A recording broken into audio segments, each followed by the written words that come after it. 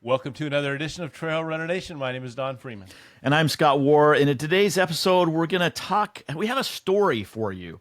Not only a story that will inspire you, but maybe give you some ideas of what's possible to do. Meet Kristian Morgan. He's a British ultra runner who recently achieved a remarkable feat on the famous Appalachian Trail in North America. Kristian set a new fastest known time supported by completing the nearly 2,200-mile trail in just 45 days, 4 hours, and 27 minutes. This was an epic year. We're going to get into the details, but one thing that I do know is it was like a record-breaking year for rain.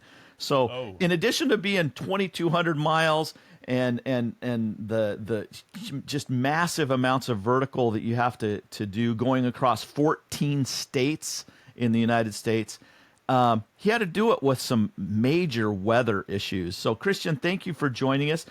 Tell us a little bit. You know, when I'm going to take a little detour right here. When I was in middle school, my English teacher taught us about the different types of novels: man versus man, man versus himself, and man versus nature. This is a perfect story of man versus nature, but we need to understand a little bit about nature, about the Appalachian Trail. Can you give us a little bit of background on what the Appalachian Trail is, Kristian? So those people that are listening that don't know what the Appalachian Trail is. It's a long trail. I hear it goes across 14 states. That's what I know. Okay.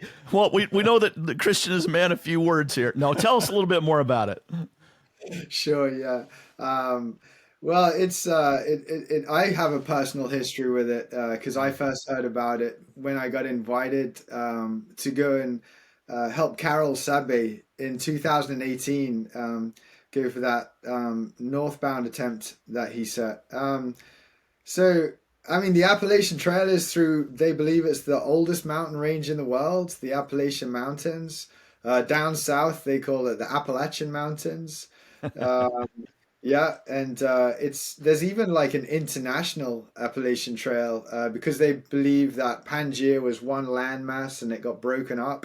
So you've got some Appalachian Trail in Ireland and other countries as well. So I think you could spend quite some of your lifetime studying it and still be surprised with what you find. What I've personally found is that it's supplied me with multiple opportunities to test myself and my endurance. And this has not been your first venture on the Appalachian Trail. How tell us about your relationship with it. What's the history with you and the Appalachian Trail? So I guess I first heard about it when Scott Jurek was going for his 15 attempt. And then, I'd listen to podcasts and so on. And I got invited, as I mentioned before, by Carol to go and help him out with his northbound record attempt in 2018.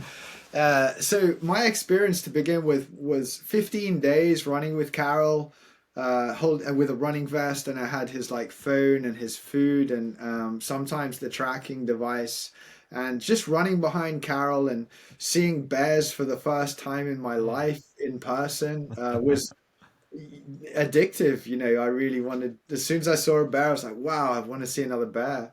And the experience just set deep inside of me. And at that point, I didn't know I was going to be going for my own record.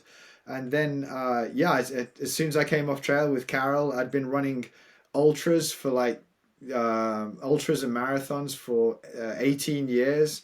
And, I just went straight into Appalachian Trail FKT preparation. And for 5 years now, that's pretty much all I've done. And like I stopped doing the ultra. I didn't stop ultras, but I really focused in on the AT. Well, let's talk about that too. I think you have over 100 ultra races, ultra finishes in your resume. What made you go from a 50K or a 30K or a 100K to a 2,200 mile adventure. What appealed to you about that you weren't getting in ultras? Yeah. So yeah, I mean, you guys, you've run. I've heard about your adventures. You guys are up to the 200-mile distance, I believe, by now, or at least one of Well, you is.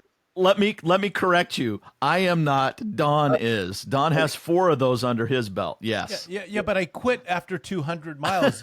You kept going, For so another hats off. 2,000. Yeah, yeah. Yeah. So, It's so let me something. flex again about my small 200. Not real impressive. Go ahead. You're the king. But definitely making that transition from marathon eventually to, for me, my first 100-mile changed my life. It really redefined what I thought was not just personally possible, but humanly possible. I suddenly started to see the world as a different place, a place with many more opportunities. And I'd say after that, I did Tour of Giants, and did the kind of, I mean, it is a 200-mile, but it's like a multi-day thing. And then after that, I had like the experience with Carol Sabe, and I think just to go out for 2 weeks, 100 milers, Zach Bitter is finishing 100 milers in less than half a day. And anyone can run a 50K. Like, you go out Saturday mornings to run a 50K, and by the afternoon you're finished. But to go out and experience a 2,000-mile plus run really does take you beyond what you will experience in ultra. So I think it's the unknown. You can't. You can imagine the end of a 100-mile race, but you can't really imagine the end of a 2,000-mile run. Good point. Yeah, so let's wrap our minds around this 2,000 miles. What does it look like? We know with the morning run that ends in 50K, and we get to kick our feet up at the end of the day. But what does 2,000 day to day look like? How much sleep do you get? What does it look like? Yeah, I feel like I just 7 hours was nice for me. I had 7 hours sleep. I was getting up in the morning. My alarm would go off at 4 a.m. I would get dressed and get out. A couple of hours of nighttime running or dark running. Take my head torch off. I mean, you see the sun rise and you see the sunset day in, day out. I mean, I went through 2 full moons. You know, I mean, Wow. and it's not just, like, okay, with 100 miler, yeah, I went through sunrise and sunset. You may even see sunrise again. I saw a cycle of the moon. That's nuts. So, oh, go ahead, please. No, yeah, like that's it, I guess. I mean, sorry, what was the question you've thrown me there? Yeah, yeah. I want to know if you got into a rhythm where you've got your 7 hours sleep, the alarm goes off. Did it just become something of a routine? Not that it was boring, but a routine that you found yourself. I'm in the zone now. This works day in, day out. I know my pace. I know when I eat. I know when I sleep, and you just churn out the days. That's such a good point. And I think that's the difference between a 200 and a 2,000. So I'd say for the 200, you quite don't get into that zone. And Ah, with the 2,000, what's happening is, I'd say after 2 weeks, I mean, hikers call it getting your trail legs. And they say if you go north, you get your trail legs. And if you go south, you get your trail wings. So Oh. yeah, that's because you're starting with a tougher terrain. So there's definitely this sense of um, passing through some hardship and finally finding that rhythm you're talking about. I did get that. yeah. You know what? I think people we should do some kind of awareness type of thing, an announcement that listening to this could create some people to want to do it. And me being one of them, I almost feel like I should leave because I kind of want to find that rhythm thing and see what you're talking about. It sounds exhilarating, exciting, and challenging all at the same time. Yeah, I mean, I know that's not a question there, but I'll just further the conversation with it completely is. And when I found that rhythm, what happened was my perception of time changed. Mm. I asked people, Oh. yeah, I asked people to not mention distance and when they came to meet me. I said, like, I'm not really kind of measuring things in distance anymore. I'm kind of measuring things like, okay, the sun is coming up now. So yeah, the sun is coming up, or oh, it's really hot now. We must be in the middle of the day, or it's starting to cool down. Like you really it changed my perception of time. And I did ask people not to mention distance because I didn't want to, as soon as you look at your watch, if I accidentally saw the distance on my watch or someone mentioned, hey, only 7.5 miles to go, I was pulled out of that rhythm that I was in. Yeah. Wow. I wonder why I'm going to ask this real quick, if you don't mind, Scott. Why did you even wear a watch to stay away from that? Yeah, I wore a watch. And to begin with, I have, like, I think now you can have multiple pieces of data on there. Right. So if I wanted to look at the elevation, the data was at the top, and I would hold my hand over the most. That's great. And yeah, so I tried, but eventually I found I had to just have the maps on because once or twice I saw the distance, and when you know, like, you're pretty tired and you've still got 30 miles to go till the end of the day, it's hard to digest. Yeah. For those who don't know FKT, fastest known time, there's a great website that tracks all of this and records all of this. There are, for the Appalachian Trail, there's multiple records. There is the northbound, there's the southbound, there is a supported, there's an unsupported. This record was southbound supported, and I want to get into the supported part. I think I read that you had two crew people, your mother and another person that were both over 70 plus years old that were crewing you the entire 45 days. Tell us about this great team that you had. A team of wisdom, I really think that we can learn a lot from people who are a few decades older than us. So I have to just correct a small error there. My mom is 67. Oh, so, okay. Yeah, Scott. I won't let her listen to this part of the podcast. Iceman, I believe, is 72. And buckets of wisdom with these guys, and they were my coaches as well as my support. The advice that I would get from both Iceman and so my mother's trail name is Gun Section, due to being in Walmart and me calling her numerous times over the years. In fact, it was the first year we went for the record in 19, and after about 3 times she said I'm in the gun section. I was like, okay. Let's see how it works out, and it started.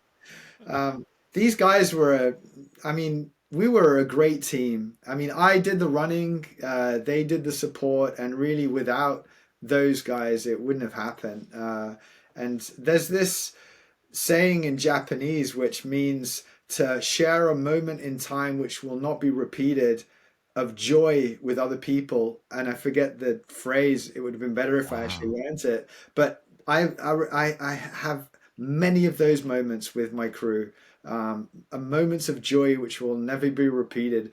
I remember one time just crying as I left the guys because I thought that's a memory. It will never happen again. It was that just enriching, I'd say. Yeah.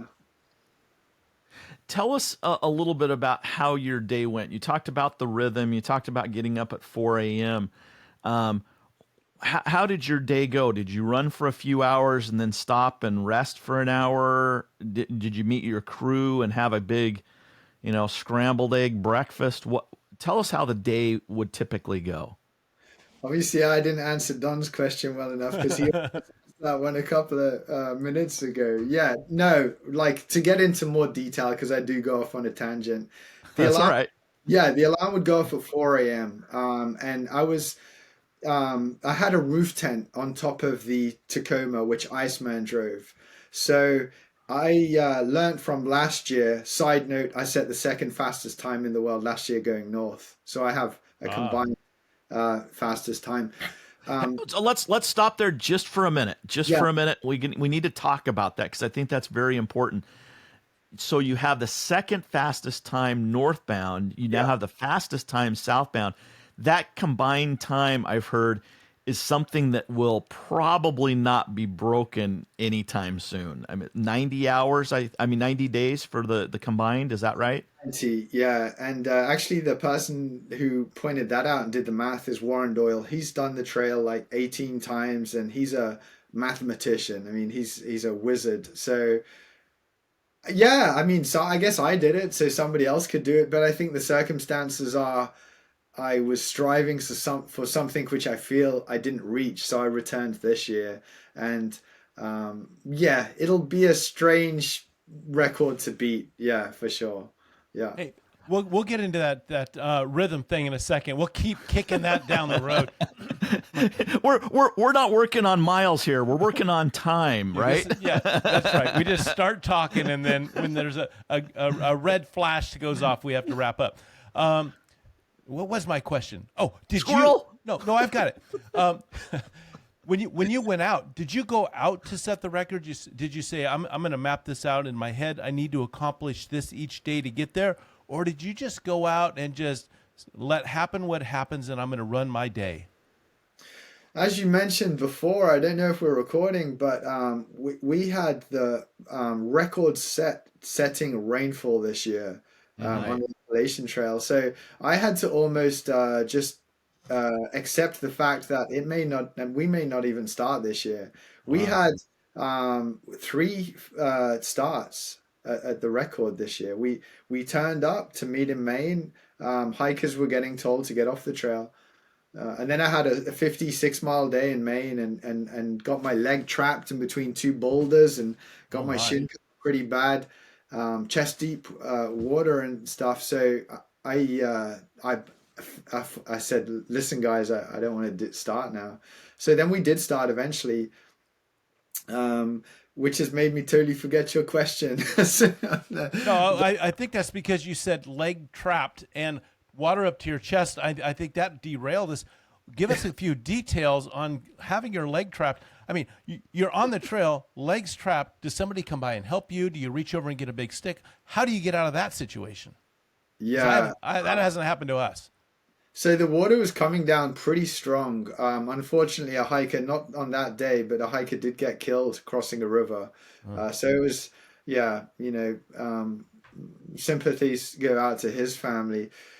I crossed this river and my left leg, I had my shoes on, went in between two boulders, and the way the water pushed me back made it difficult for me to lean forward and bring my leg out. So I kind of just stayed relaxed and just thought, like you just got to maneuver your body in a certain way. So I kind of leaned to the side and I twisted my hips, I think to the right, which then allowed me to bring my left leg out from these rocks. And I crossed the river. That shook me up. So yeah, I did 56 miles that day, and then the next day I did a couple of hours, and I just got off trail. I said, guys, it's not going to happen. It's too much. The weather's crazy, extreme. Okay, third time's a charm. Let's get back to rhythm. Hang on just a second. Hey, Don, can you center your camera? There you go. Yeah. Okay. Okay, No, you're fine, Yeah. Christian. I'm the Yeah. problem. Yeah. Okay, so third time's a charm. Let's get back to this rhythm. What did the day look like? How many miles? How many times did you stop for meals? That sort of stuff. Yeah, I guess I could summarize it. I averaged about 50 miles a day. The elevation gain was about 11,000 feet of up and 11,000 feet of down. I had about 7 hours of sleep each night, which was pretty indulgent. 7 hours is pretty good, so I didn't really feel sleep deprived. What I think what was really impressive is I set my alarm to go off every 30 minutes, and I ate 150 calories for 45 days. Oh, That Wow. eventually the skin wore off on my tongue towards the last 8 days. My tongue was like really stinging every time I was eating, so I show my crew that I stick my tongue out, and they're like, "Yeah, you're losing the skin on your tongue." So it's like, okay, right, that's what it is. Was that gun section or Iceman that told you that? It was gun section, yeah. Okay. So yeah, like alarm would go off at 4, and as I was saying, more specifically, so I had a roof tent on a Tacoma, and I ensured from the experience of last year, getting out the roof tent and then getting my pack and so on. It was better if everything was in that roof tent.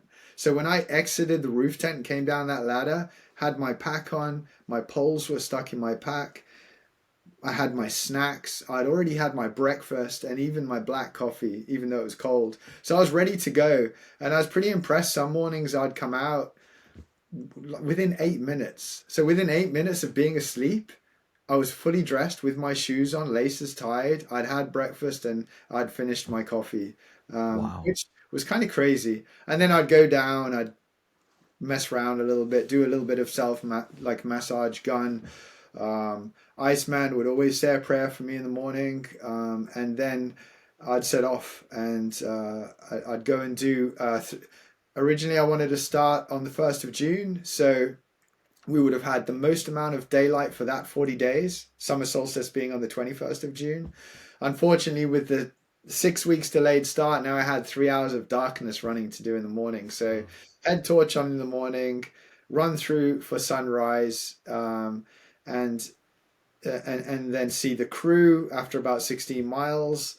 At some point in the morning, I'd have like a Monster energy drink, not sponsored by these guys, just kind of worked well. And yeah, and then saw the crew like every 10 miles until the evening. I'd have an evening meal, sit down in an old camping chair that I found on the trail up in Maine. You know, it was so comfortable. I threw it away in the end, but it had great joy. And yeah, that was my day. Went to bed. You mentioned that you started in the dark and then had a shorter day because of the time of the year. I think personally, for me, that would be an advantage that I'd get to run some in the dark and kind of break it up so the day didn't seem as long. So I'd get my dark. That would be my rhythm in my head. I get my dark done. Here comes the sun. I see it rise. I see it set. There's power in the rising and setting of the sun. At least I have found running through the days. And then some more night running and then sleep. I kind of like that shorter day. I think it worked to your advantage. Yeah, actually, I think I took the mindset that everything that happened to me on the trail, so you guys had a guy on your podcast called Lanny Basham, and Oh he was, yeah. Oh yeah. One of my yeah, favorite. Yes, That's sir. Don's favorite Yes. episode. Every time we talk about it, I go, that guy had a message. I love it.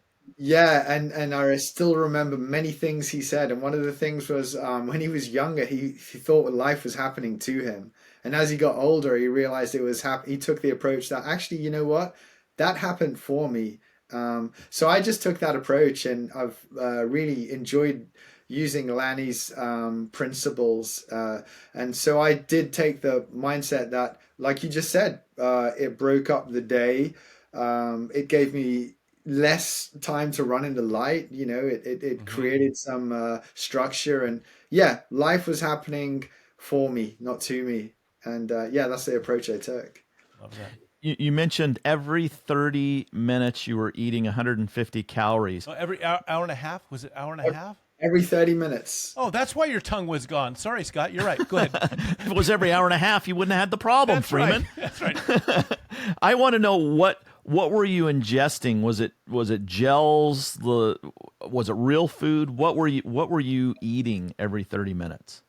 Yeah, so I had I've been doing this for years. Like in the morning, I start my day off with like a berry smoothie, berries and currants. And I took that to the trail. Actually, when I came to the US, I found out you could get wild berries.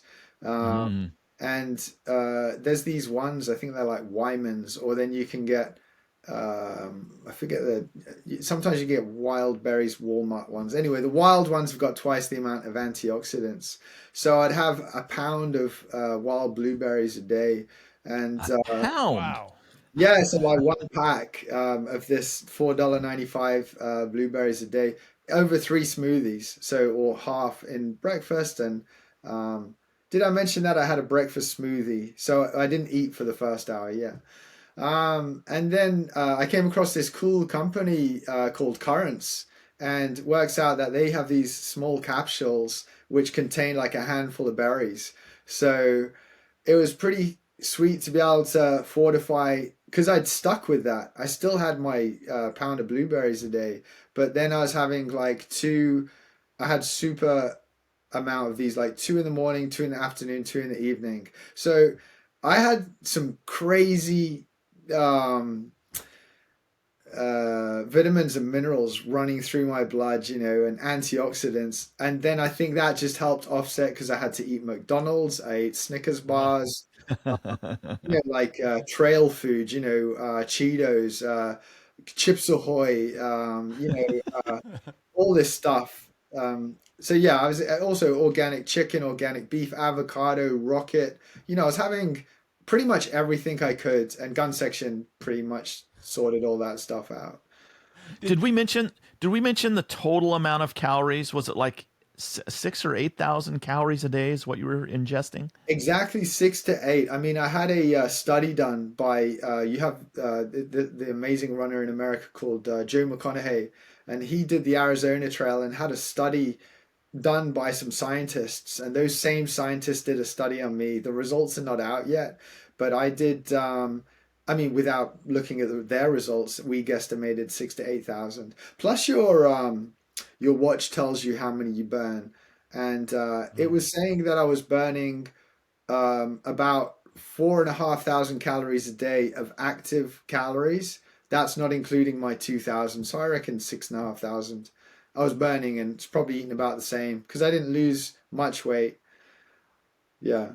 Well, yeah, I've got to ask this question, and probably everybody's wondering too. Did you have a shorter name for gun section? Did you call her GS or anything? Because that's a long name. Don. Yeah, I was thinking about that, like the acronym GS. It kind Yeah. of it kind of sounds like gonorrhea or something. Well, maybe you call her G or something. I don't know. But then it takes away from the whole trail name. So I'm sorry to go off on that tangent, Scott. I think G would have been good actually. Yeah, Yeah, I think that's what I would call her. yeah, yeah.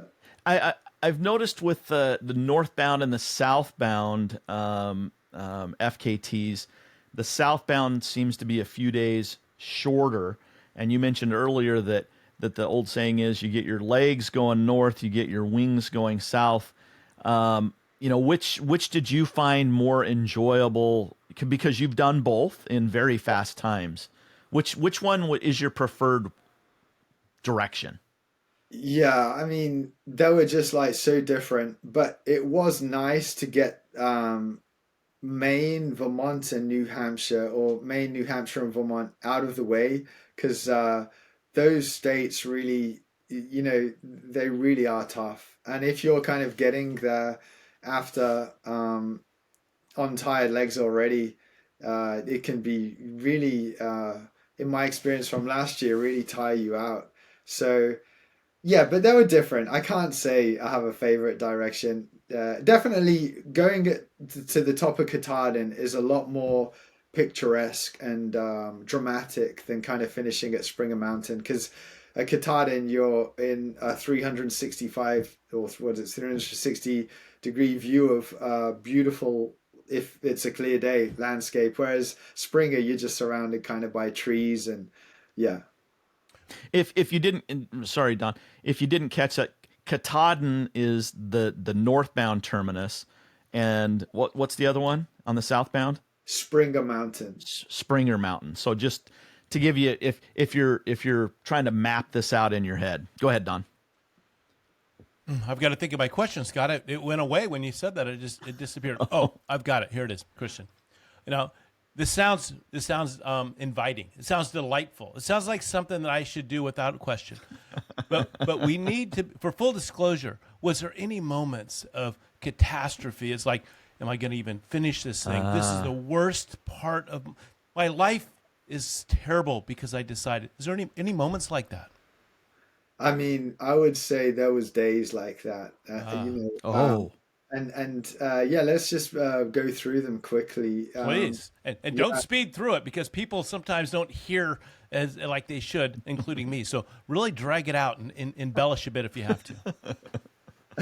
Um, we were going, this is a great story because I had a group of 4 people join me to go up to Madison Hut to help me up to the first mountain hut in the White Mountains. And the White Mountains are the most notorious mountainous section on the Appalachian Trail in New Hampshire.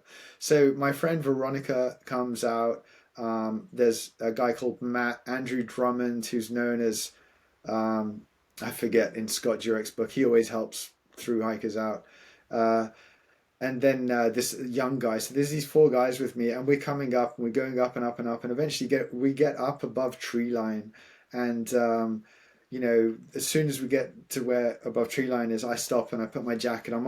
I'm first out of this crew of people, so I put my rain jacket on because it's windy and it's raining and it's totally different above tree line compared to below it. So I put my rain jacket on, go out and see a flash of lightning, count to 9 seconds, and that's fine. And then see another one, and we're going over now what has become. It was rocky, but now it's rocky and really slippy. So you have to adjust to that, and you have to just put your foot in the right place not to slip. And then there's this, I can only describe it as a very overwhelming, very loud buzzing sound, really, really loud. And I thought the zip was blowing on the back of my hood from the wind, but the thing is, I don't have a zip on my hood. So that ruled that out. So I turned around to Matt and say, I mean, I didn't say anything. I just made eye contact and looked at him, and he said, "Static electricity." So I Oh, turned around and headed forwards, and I didn't see those guys again until I got to Madison Hut. I just left them. So I found out there and then I've got really good survival instincts because I was able to navigate over this really slippy rock and make my way to the safety of the Madison Hut in in phenomenal time. Matt said afterwards he couldn't believe after whatever it took me to get there, 7 days of running 50 miles a day, I was able to he fell over, he couldn't keep up with me. So then I get into this hut, and it's because the static electricity means that the lightning can come down. You're in danger. yeah. Open the hut door, and everyone. It's like one of these films where everyone looks at you as if to say, "You're wearing shorts, and you've just been out running." You know? So yeah, I mean that was pretty amazing. I've never. Have you guys ever been in static like that? No, No. no, Uh-uh. I'm going to try for the rest of my life to avoid that. So it sounds pretty crazy. Sometimes when I take my shirt out of the dryer, I feel a little bit of static, but never out running. Yeah, I mean, and Matt told me later he also saw the kind of there's all little lights around in the air. I didn't see that. I just heard the buzzing.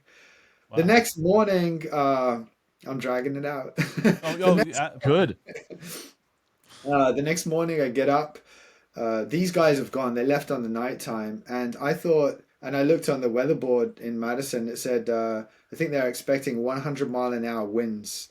And Mm. I have to go up and over Mount Washington, where it's notorious for being a really dangerous place with the wrong weather. Andrew Thompson, who eventually set the southbound record, and his record was broken by the famous Jen Farr Davis, had to stop one of his attempts because of the weather on Mount Washington.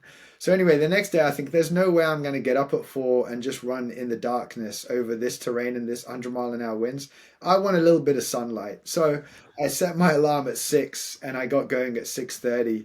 100-mile-an-hour winds over to Mount Washington. And I mean, it was I don't know, it was just I was going up the mountain, the winds were coming from the west and I was being blown up. I could almost lean backwards and run up these boulders. It was pretty amazing. And then likewise when I changed direction, if I was heading like slightly west, because sometimes the trail changes, you can lean forwards into the winds and feel safe that there's a 8 foot drop in front of you, or maybe that's an exaggeration, a 4 foot drop, and you can like, yeah, the wind is helping you, stopping you from falling. So that was pretty Wow. amazing. And many others. Going through Vermont, I had 16 hours one day of intermittent 10 to 30 feet stretches of mud. And Wow. yeah, that just eventually I started twitching. Like I had a weird twitch. It's totally just really almost just destroyed me. I made it. So I mean, there were many difficult parts. We talk about as we're running these long races that it's all about the problem solving, that you have a plan. Maybe the plan works part of the time, but inevitably the plan gets disrupted by something. Did you find that it was easier over 45 days to come up with the solutions quicker, or was it the same problems and you go, oh, this is happening again, this is what I need to do? How did that work? How was it different than running like a 100K? Yeah, a combination of both. I mean, as time went on and I got more into that rhythm, I was able to more face and tackle the problems that arrived. And then also sometimes, for example, one time I was running separate from the Mount Washington experience, I was running under an electrical storm. And I was pretty scared. I started to begin the process of hypothermia. I didn't take my rain jacket, just had a t-shirt and shorts on, and I was starting to get really cold. So I started to have to run the uphills. And the next time it rained, and this happened with all the problems I encountered, I would say to myself, well, hey, at least I'm not running through an electrical storm. Yes, it's raining, but and I have my rain jacket now. Or if it did everything, I went through this really, that you get trail maintainers on the Appalachian Trail, and they come and cut the overgrowing shrub and so on. I think I had a 12-hour day one time. I ran more, but 12 hours of that day was going through shrub. And by the time I got to see the crew, my right and my left arm looked like Freddy Krueger had been practicing, Wow. Wow. sharpening his knives on my arms. I mean, they were just completely scratched to pieces. So the next time I encountered shrub, which was overgrown, and I'd say, well, at least it wasn't as bad as 12 hours. So everything that I encountered almost fortified me with, at least it wasn't as bad as 3 days ago. But there was always something which brought my threshold, which I wasn't ready for, on the trail. From a safety standpoint, how far away was your crew? I assume you had a cell phone in case you got into trouble. Tell us a little bit about that. How far away were they at any given time? The furthest away I was from the crew was 33 miles in the Smoky Mountains, and a similar distance also up in Maine. The cell phone often doesn't work, so I had a satellite tracking device on me, small little Garmin InReach Mini 2, and it has an SOS on it. So Hmm. I never felt. I mean, I fell a few times. Eventually, I thought I broke my palms so many times. They're still. Only yesterday did the final layers of skin come away, which allowed the grit to fall away. Because I had grit under my skin. I would get grit on the palms of my hands. The skin would grow over the grit. I would cut my hands. I would see it heal after like weeks. And so yeah, I never really felt I was in such danger that I needed to. I did fall.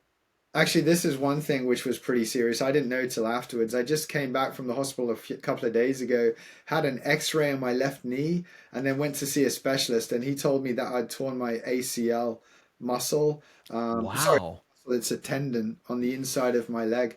And I remember when I did this, I fell over and I hit my left knee on a rock. And first of all, I lay on my chest. Then I turned over and lay on my back. Finally, I was able to sit up on the trail, And then eventually I was able to stand up and I felt like vomiting. I felt so sick and the pain was immense. But at the same time, I'd hit my elbow.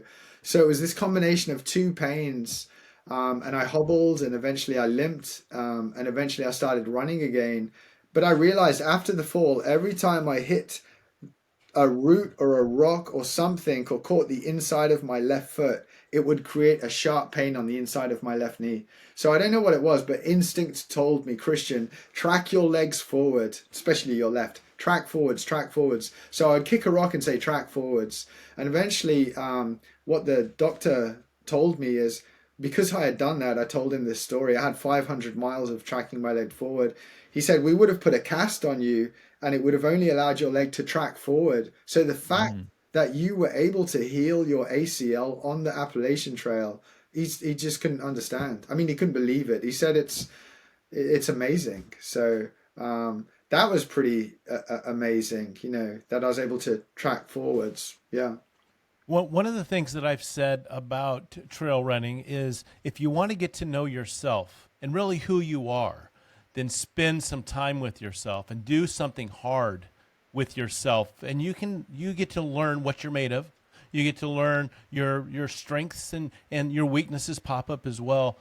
Spending that much. Now, we've only done a small piece of what you've accomplished, 2,000 miles of running that trail. Did you get introduced to yourself during that process? Did you learn things about yourself that there's in life would have never presented itself except for doing this? Yeah, I feel this year more so than last year. So even though I ran the same trail, I ran the same distance, I just feel that this year I learned something about me and how I'm able to cope.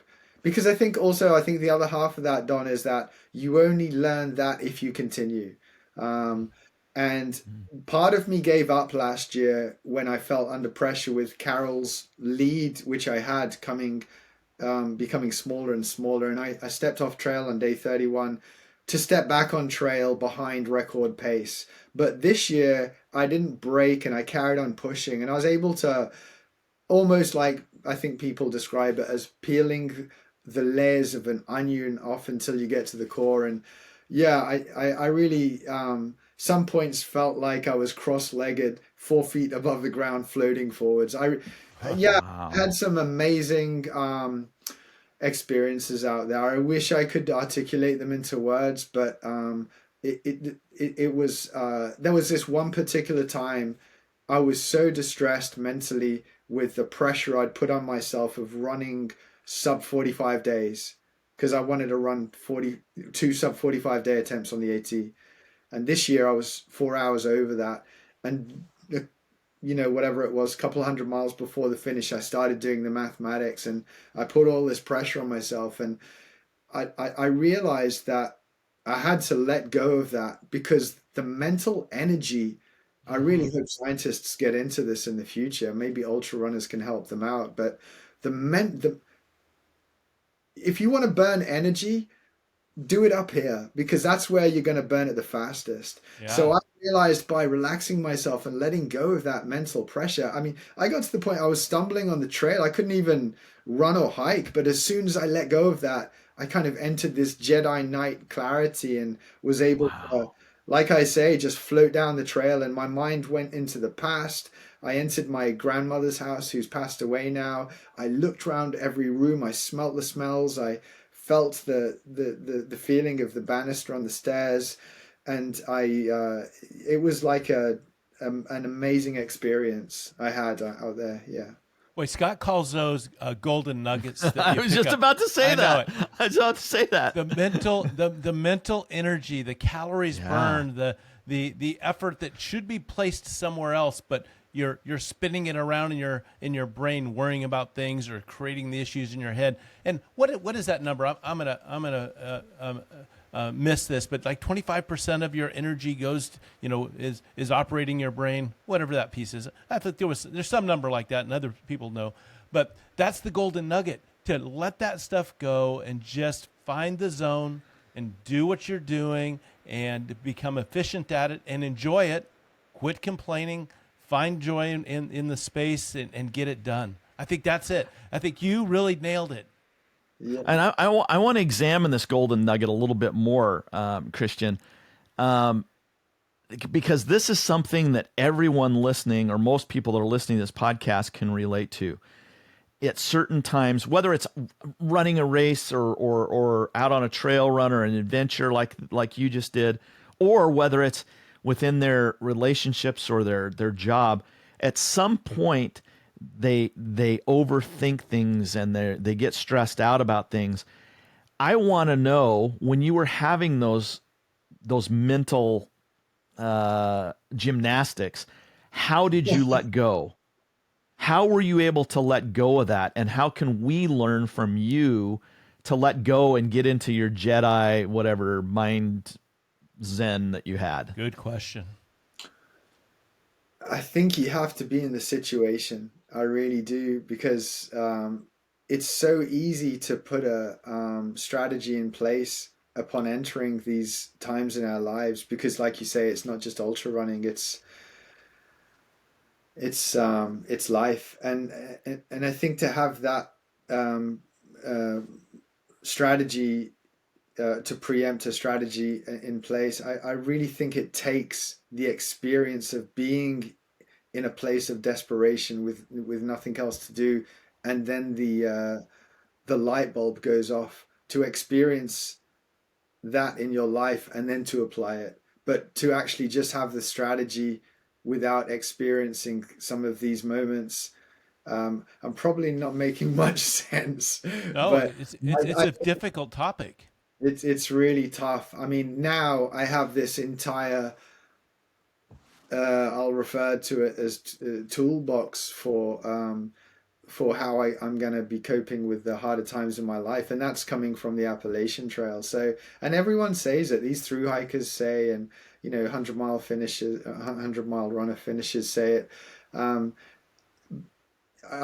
really think people might not understand unless they experience standing on their own 2 feet. Okay, so I really think it comes from within. It really does, and that's why I can't offer the advice and ask someone to learn by my experience, because all my experiences, the answers came from within me, and so the only way people can find the answer is to look within. Scott, there are golden nuggets all over the trail here, and we're just kicking them around. This is the very best stuff that I think our DNA, our ancestors have. Well, we're here today because they reached inside. They found out who they were. They made it through very difficult times to continue and forge on and reproduce and continue the species. Here we are because of that characteristic, and we all have it in us. And so we run and we're doing it. We can look inside and say, you know what? I can, and I will, and it's been done before. People before me and people after me, and I'm going to take this and complete it. Yeah. I think as you're trying to explain it, Kristian, I'm trying to understand as you're trying to explain. And one of the things that maybe I understand is one of the reasons why a lot of us go out and run is to take the mind out of things. So we go out on the trail and we smell the pine trees, and we can taste the dust that's being kicked up, and we can see the horizon, we can see the sunset, we can see the sunrise, and it takes us away from the mental gymnastics of whatever is bothering us or whatever the stress is, like you were saying, trying to do the mathematics. I think that's one of the things that attracts us to trail running. And I think that, like you said, reaching within and maybe focusing on, take your shoes off and walk on grass and try to feel the grass and really concentrate on other things other than the thing that's stressing us out. Maybe. I'm going to interrupt. I'm going to try it. I'm going to interrupt you, Kristian, and say, and tag on to that. Maybe, Scott, maybe we're turning our mind on, not turning it off. Maybe we really are plugging in to reality and what we were designed or successful at. Maybe we're just getting rid of the noise and plugging back into reality. Maybe our brain works harder on those things, and when we're enjoying things or thinking of things that are pleasant, our mind can relax, and it's like lifting, trying to bench press 350 pounds. That's hard, and your muscles are going to fatigue.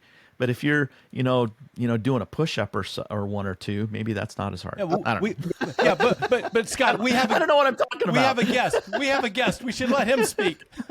Listen, I really think you guys are kind of helping me to kind of clarify the experience I have. As I got further down that trail, my mind became quieter. So to begin with, Oh, it was so busy and it was so full of thoughts and um, things that I was thinking about. And as the days and the weeks and eventually the months went by, my mind just became a quiet place. So instead of listening to my thoughts, I was listening to the wind. So yeah, I got to agree there. And there's this, there's this one um, uh, quote that I've heard, and I think he's like a Buddhist guy, and his dad said to him, "Put your head on the pillow, and your body in the mind." So I think the idea is that you're physically on the pillow, and your mind is in your physical body. As soon as you're thinking of things, you're not really present, and that's what it comes down to, is being where you are. Like if you're uh, thinking of like a simple thing, if I'm running and I'm thinking of getting to the end of the day, I'm not really seeing what's around me. So the less thoughts I had eventually on the trail and the more clear my mind came, the more I was able to see through my eyes and not think in my mind. That's probably, and then I think when you can, so yeah, the advice I do have for people in hardships in life is just see it as it is rather than add to it with your own preconceptions of the problem. Try to just allow it to happen as it unfolds instead of adding presumptions and complications to it. Yeah. boy, your crew would be very proud of the wisdom that you just dropped. Well, um, thanks, Scott. you had mentioned this is not your first attempt going, for the record. Last year you attempted it, and tell us a little bit about. So, if I can ask, I have a lot of things going through my mind. So, as you're starting this thing, day one of 45, and you say that you're getting into a rhythm, you're getting into not thinking about the miles, but about that the time on the trail and that. But as you get closer to the finish and you're looking at your pace as it compares to the record, last year I believe you were way ahead of the record pace, and I don't know what happened, but eventually that lead deteriorated and you weren't able to set the record. This year, extreme weather, you were able to continue with your pace and whatever, and you were able to finally break the record. Tell us a little bit about those final days and the stress that you may have encountered with finally looking and saying, okay, I need to push it. I think the last day of your 45-day record, you ran 80 something plus miles. Yeah. How do you deal with that in the final days? That's the question. That was a long question. Wow. Yeah. Well, actually, it was really tough. That last day was the hardest day to get out of bed because, every day was about 50 miles. So to know that you had, because I knew I was going to do it in one push, I already knew that. So to know that I had to run 85 miles that day, I found it hard to actually, every other single day, like I said, I'd be, the alarm would go off and I would be straight up without any contemplation. But that day I did have some contemplation about what was ahead. So that was tough to begin with. And Mm. then when I set off, I had moments, and this happened along the trail, moments of anxiety. And it was just the enormity of what was laying ahead. And that's when I had to come to the present moment and say, well, hey, Christian, all you got to do is, run to see the crew in 6 miles or whatever, relax. So what I did was to break that day up mentally. Was I said to myself, okay, Christian, you're just going to run a regular 50-mile day today. And at the end of that day, then you're going to run another 35 miles with friends who have come to join you. And you're going to break that 35 miles up into like 3 or 4 sections with different people and then experience it with other people. So I think it was all ways a process in my mind of how can I how do I digest this mentally? How can I, because again, like while you're thinking about it, you're doing that, what you referred to, Scott, as the mental gymnastics. And again, Don, 25% or whatever the numbers are, your your battery levels are coming down really quick. So just, encountering like, how am I going to do this? And I think what really helped was that day that I woke up with 85 miles to go. Carl Meltzer, the Hmm. very cool and talented and a successful ultramarathon runner, didn't start. I started a place called Deep Gap on the 44th day. He didn't start until a full 24 hours later from Deep Gap. So he woke up the next morning. So when I set off, I knew that it would take a 24-hour cycle before Carl Meltzer would be waking up at Deep Gap. And Ah. that really helps, when you're a day ahead. Um, so yeah, that really helped, to cover the last 85 miles. Yeah, Mm. I know we've talked a lot of philosophical things and tried to solve the world's problems, which is good. But I'm going to go back to some a very simple question. I'm very interested in how much did your pack weigh, and what did you do about foot care? Yeah. So when I stayed with the crew, I never had to carry more than you guys work in pounds. So I work in kilos. So about 8 pounds probably at the most, Hmm. which isn't very much. I mean, like a 200 miler, Don, I guess. You've got to carry a couple of water bottles, snacks for a couple of hours, a rain jacket, and Right. that kind of stuff. So similar to a 200-mile pack. Um, and then if I stayed out, which I did many occasions, I went like through hiker style, and I carried a whatever it was, like a 18-pound pack, maybe a 16-pound pack that had a tent, sleeping bag, air mat, air pillow, snacks, dinner for that night, breakfast for the morning, and snacks till I saw the crew. So depending on whether I stayed with the crew. And then my foot care routine, I mean, I got to say, my feet last year and this year were both amazing because I really take care of my feet. Um, I This year what was different was I have a like a massage gun, and I used it sideways underneath my foot, and it created a vibration which I believe just massaged the fascia. Because last year I would go to bed and I'd be lying there, and the amount of pain that I had in my feet, I really just, I do like I live in Thailand sometimes. This year I was there, I don't know, 6 months, and I can $6 I can have a foot massage. There's no $6 foot massage on the Appalachian Trail. And gun section may be my mum, but There's only limits to motherly love. yeah, this man is a great friend, but not that great.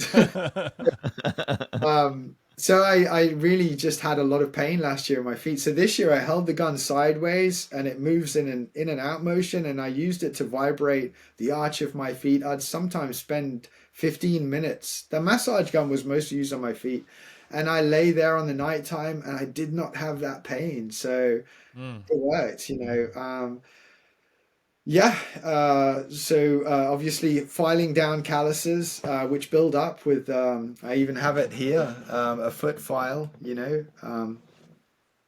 and just making sure if my feet were wet that day, like 16 hours through mud, my feet were, I never got trench foot, so I'd put on talc baby powder when I had wet feet. And when my feet were dry, I used a cream, a foot cream as well. So yeah, the feet came out so good. Did you tape your feet at all, or use some friction, some squirrel's nut butter or something on it? I've always thought prevention is best. Yeah. So I've never taped my feet, and I never used of any kind of lubricant or anything like that. So, Never so got any chafing. so you didn't tape or use lube as prevention. You used other means and saw the tape and lube as something to solve a problem, but you took care of your feet, so you never needed to use tape. Is that what I'm hearing? Yeah, prehab, like rather than rehab or something like that. Yeah, Yeah. just I never needed to. I just wore thin like socks, and just whenever I saw the crew, I changed any wet shoes and socks I had. Again, put baby powder on my baby powder, whatever it is, Yeah. with his feet out and went back out there again. How many pairs of shoes did you go through? Yeah, I want to know that. I mean, how many boxes of shoes were in that Tacoma?